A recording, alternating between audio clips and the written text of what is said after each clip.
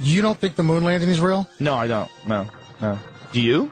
Yeah. Why do you think the moon landing is real? Why don't you tell me why? I saw it on television. Oh, you're a genius. Oh, beep that. Hit that. We'll bleep it. We'll bleep it. No, it's okay. We got That's genius. You saw it on TV? That's awesome. I'm going to show you some CGI. I'm going to show you King Kong. I saw that on TV, too. There's an 80-foot gorilla. He's running around kidnapping white chicks. You should check it out.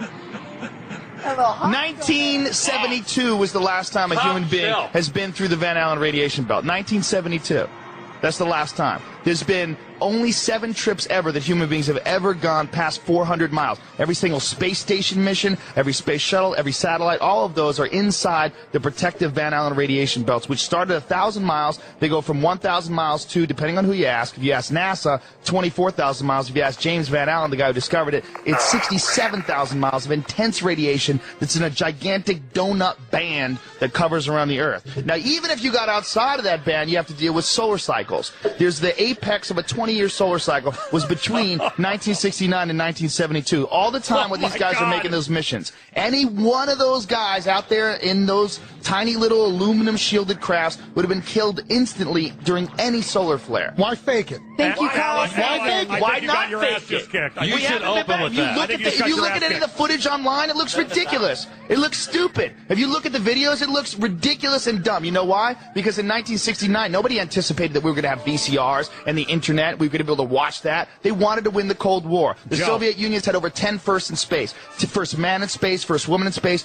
first they had everything. First dog in space. They had first satellite. They were so much more advanced than the Americans were. But the Americans were more advanced in trickery, and that's what they did. They figured out a way to fake it. That's why when Neil Armstrong got back, first of all, he went insane. They went into a deep depression. So did Buzz Aldrin. He became a huge alcoholic. He gave no interviews. Neil Armstrong still to this day will not give interviews. He gave one speech that he gave at the 25th anniversary of the moon landing, and this is what he said in front of America's best honor students. He said, "We have here amongst us America's best and brightest," and the quote was, "You will achieve many great things if you could peel away one of truth's hidden layers." That's a speech this guy gives standing in front of the top honor students of the country. Not, "I went to the moon." He doesn't say that. He gives this cryptic speech. Now, Bill Clinton, in page 100, I think it's 156 of his book, My Life, he gives this story about how when he was a kid, he was working with this carpenter. And this carpenter said, you know, "I don't believe man landed on the moon." It was 3 months after the moon landing. And he said, "I thought that guy was ridiculous." He said, "You know what? I don't believe anything those TV fellows show you."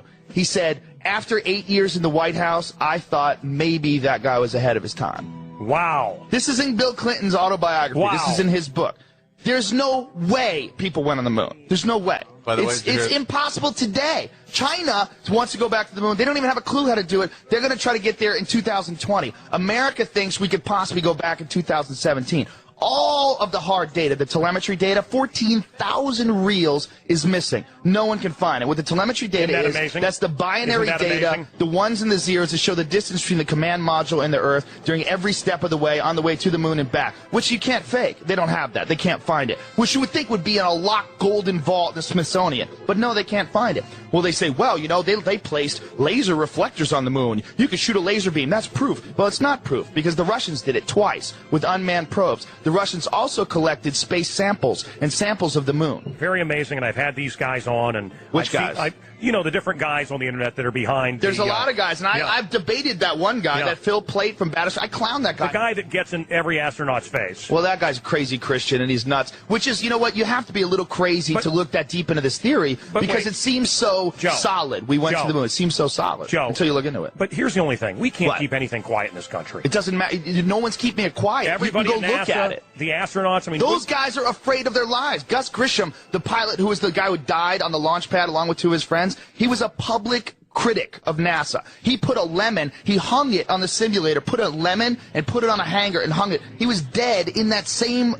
cockpit. He died like 2 weeks later. He burned to death inside of that. They were terrified. This is a matter of life and death. These guys were in the middle of a huge Cold War between Russia, and they wanted to show that America had technological superiority. The race to the moon landing, all that stuff is not about going to the moon and collecting things. It's about military superiority. It's about the ability to do things with military technology. All that stuff they use for NASA, all the stuff they use for the stealth bomber, the space shuttle, all those missions, it's not for philanthropy missions. That's to fuel the military-industrial complex. The machine behind this is all the military. And getting to the moon first, is making a statement that we have military technological superiority over Russia, and that's what they did.